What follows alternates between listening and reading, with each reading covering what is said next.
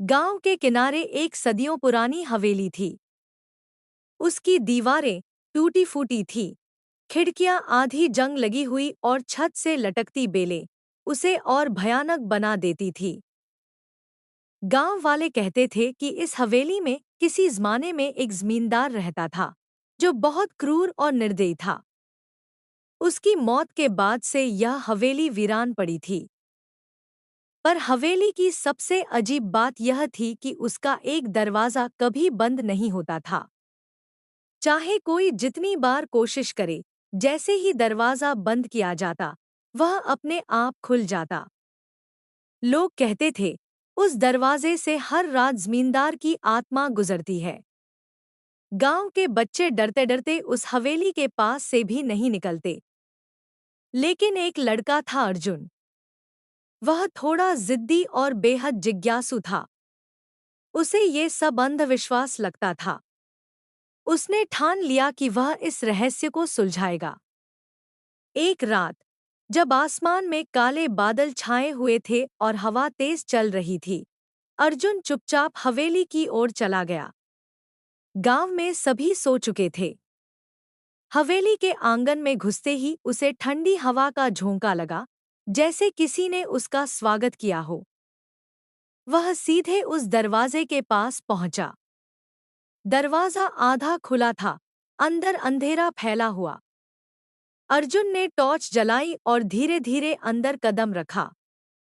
अंदर की हवा भारी और सीलन भरी थी। दीवारों पर पुरानी तस्वीरें टंगी थीं, जिनकी आंखें जैसे उसे घूर रही थी। अचानक उसे कदमों की आहट सुनाई दी। उसने टॉर्च इधर-उधर घुमाई, लेकिन कोई नहीं था। वह आगे बढ़ा और हवेली के मुख्य हॉल में पहुंचा। वहां एक टूटी कुर्सी रखी थी, जिस पर किसी ने जैसे अभी-अभी बैठा हो। कुर्सी अपने आप हिल रही थी। अर्जुन के माथे पर पसीना आ गया, लेकिन वह डर को झटकते हुए बोला, कौन है यहाँ? सामने आओ। उसी वक्त दरवाजा जोर से बंद हो गया। अर्जुन चौंक कर पीछे मुड़ा।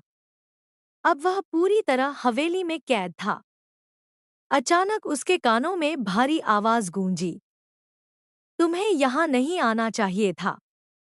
अर्जुन की सांसें तेज हो गईं। उसने टॉर्च सीढ़ियों की ओर घुमाई। ऊपर की ओर से एक छाया उतर रही थी, काले कपड़े में लिपटी, लाल आंखों वाली। अर्जुन के कदम जैसे जमीन से चिपक गए।